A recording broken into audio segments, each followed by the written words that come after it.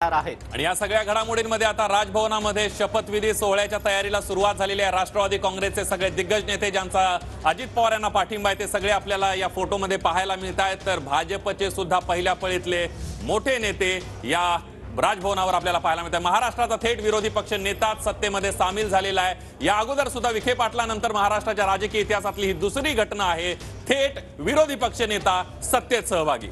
नक्कीच। तर यापूर्वी काँग्रेसमध्ये असलेले राधाकृष्ण विखे पाटील यांच्याकडे विरोधी पक्ष नेतेपद होतं आणि ते आता सत्तेत सहभागी झाले, भाजपमध्ये सहभागी झाले आणि आजच्या शपथविधीला शरद पवार यांचा पाठिंबा नाही। आत्ताची महत्त्वाची बातमी आपण पाहतोय। आजच्या शपथविधीला अर्थात अजित पवार यांच्या नेतृत्वातील राष्ट्रवादीच्या नेत्यांच्या शपथविधीला शरद पवार यांचा पाठिंबा नाही। आत्ताच्या राजकारणातील ही सर्वात मोठी बातमी, अजित पवार यांचा शपथविधी। मात्र या शपथविधीला राष्ट्रवादी काँग्रेसचे सर्वेसर्वा शरद पवार यांचा पाठिंबा नाही।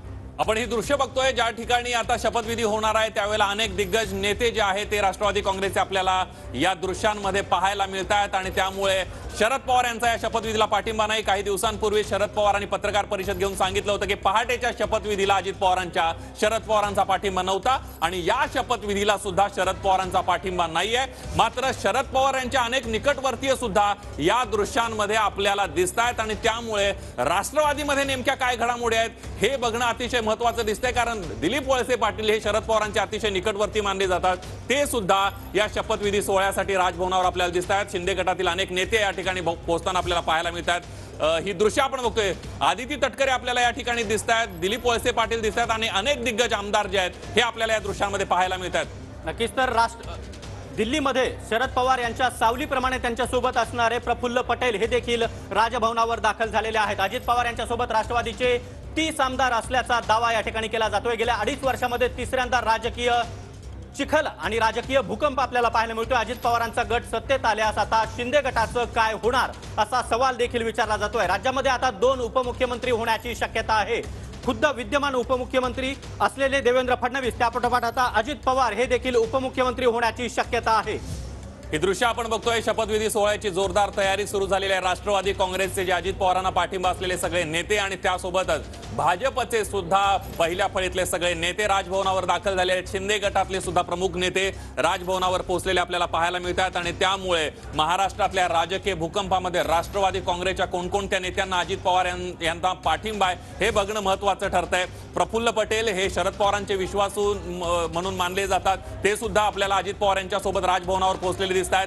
दिलीप वळसे पाटील हे सुद्धा राजभवनावर पोहोचलेले आहेत। ही थेट दृश्य आपण बघतोय राजभवनावर शपथविधी सोहळ्याची जी हालचाल आहे आणि हालचालींचा जो वेग आहे तो आपल्याला या कॅमेरामध्ये पाहायला मिळतोय। नक्कीच। तर गेल्या 3-3.5 वर्षामध्ये चौथ्यांदा हा शपथविधी सोहळा महाराष्ट्राच्या राजभवनामध्ये पार पडतोय।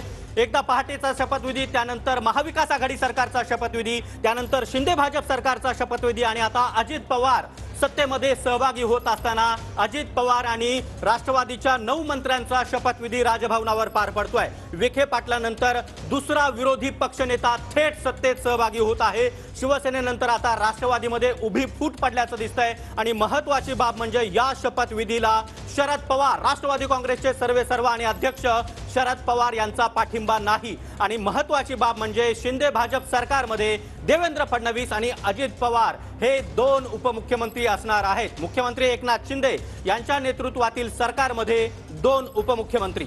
शरद पवार यांचा पाठिंबा नाही, मात्र शरद पवारांचे जे निकटवर्तीय सगळे नेते आहेत, आमदार आहेत, खासदार आहेत, ते या सगळ्या शपथविधी सोहळ्यामध्ये सामील होत आहेत आणि त्यामुळे अनेकांच्या भुवया उंचावलेल्या आपल्याला पाहायला मिळत आहेत। शरद पवारांचे निष्ठावान समजले जाणारे प्रफुल्ल पटेल या दृश्यांमध्ये आपल्याला दिसतात आणि त्याचबरोबर दिल्लीत खलबत रंगली। अमित शहांसोबत सर्व गणित ठरल्याची सुद्धा माहिती येते। मागच्या काही दिवसांपासून 2 वेळेला अजित पवार यांचा दिल्ली दौरा झालेला। काही दिवसांपूर्वी दिल्लीमध्ये ज्या राष्ट्रवादी विरोधात शिंदे गट बाहेर पडला तोच गट आता शिंदेसोबत सामील होतोय सत्तेमध्ये। अनेक शिंदेच्या आमदारांनी, शिंदे गटाच्या आमदारांनी सांगितलं होतं की अजित पवार यांना कंटाळून, त्यांच्या हुकुमशाहीला कंटाळून, निधीमध्ये होत असलेल्या मतभेदांना कंटाळून आम्ही महाविकास आघाडीची साथ सोडतोय। मात्र आता तेच अजित पवार या सरकारमध्ये पुन्हा उपमुख्यमंत्री होणार आहेत। मग शिंदे गटाचे आमदार काय भूमिका घेतात हे बघणं महत्त्वाचं ठरणार आहे। अजित पवार यांच्यासोबत राष्ट्रवादीचे 30 आमदार आहेत आणि गेल्या 2.5 वर्षातली तिसऱ्यांदा राजकीय समीकरण बदललेली महाराष्ट्रातली सगळ्या महाराष्ट्रानं बघितलेलं आहे। नक्कीच तर अजित पवार यांचा गट सत्तेत आल्यास आता शिंदे गटाचं काय असा सवाल देखील विचारला जातोय आणि राजभवनामध्ये पुन्हा एकदा नव्या शपथविधी सोहळ्याची जोरदार तयारी या ठिकाणी आपण पाहू शकतोय की 3 पक्षाचे सर्वच दिग्गज नेते सध्या राजभवनामध्ये उपस्थित आहेत। त्यामध्ये शिवसेना अर्थात शिंदे गट, भाजप आणि राष्ट्रवादी काँग्रेस अशा 3 पक्षांचे सर्वच नेते आमदार या शपथविधी सोहळ्याला उपस्थित आहेत। महत्त्वाची बाब म्हणजे शरद पवार यांचा या शपथविधी सोहळ्याला पाठिंबा नसल्याची माहिती आता समोर येते आणि अजित पवार यांच्या शपथविधी सोहळ्याला अजित पवार हे उपमुख्यमंत्री म्हणून शपथ घेत असताना शरद पवार यांचे निकटवर्तीय प्रफुल्ल पटेल आणि दिलीप वळसे पाटील हे देखील, छगन भुजबळ देखील, सुनील तटकरे असतील, आदिती तटकरे, धनंजय मुंडे हे देखील आपण या दृश्यामध्ये पाहू शकतोय। राजभवनातील ही एक्सक्लुझिव्ह